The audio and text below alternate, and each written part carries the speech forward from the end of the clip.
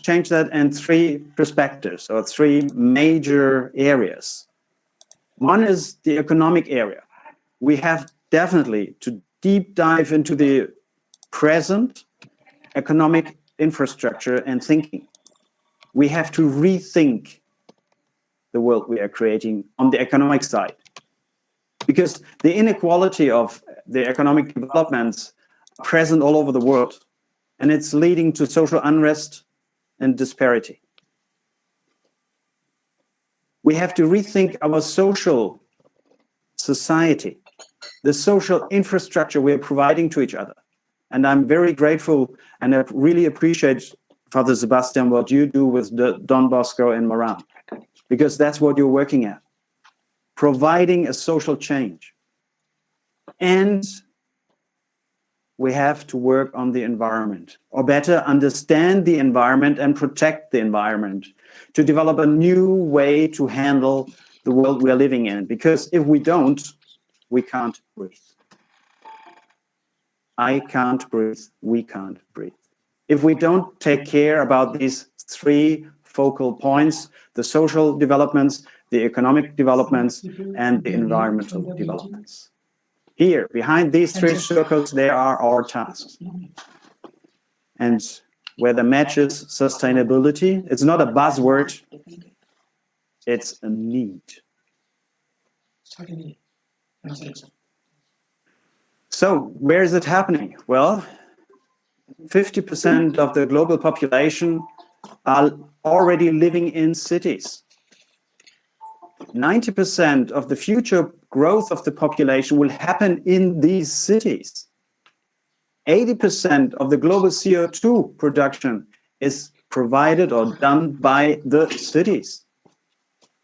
And 75% of the energy use there very quickly. So we have to rethink the way we are working and living together in cities, and we have to rethink how to provide labor.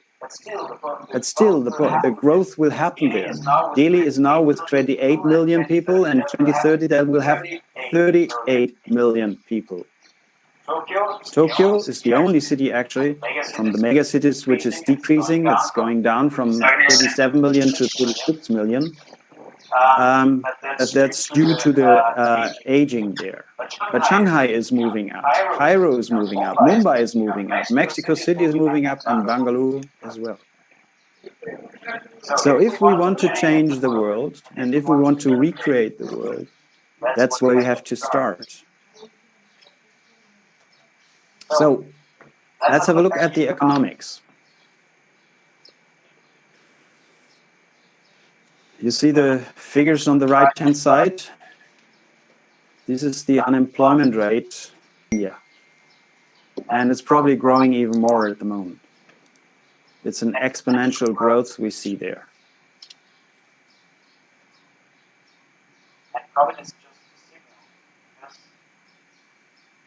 And this will happen beyond COVID. What you see on these two slides are the numbers coming from The Economist and the Business Insiders, where they looked at what kind of jobs will be replaced in the next 10 years or next 20 years. And if you look closer to that, that's quite amazing what's happening there.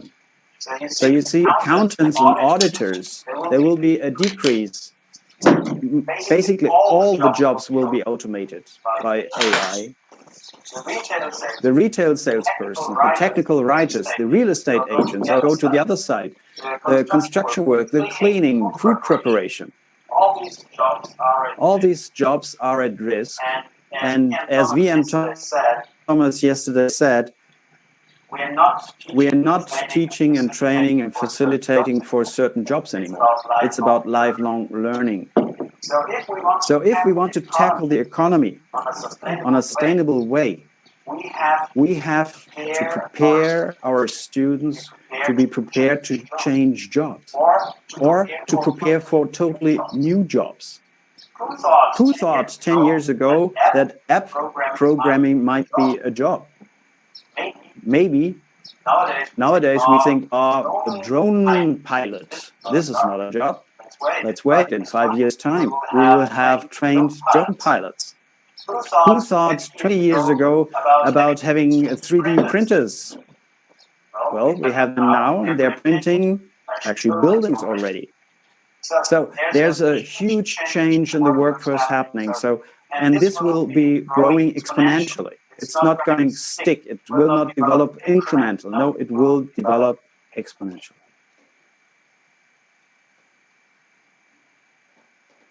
Maybe the Green New Deal might be a solution in that.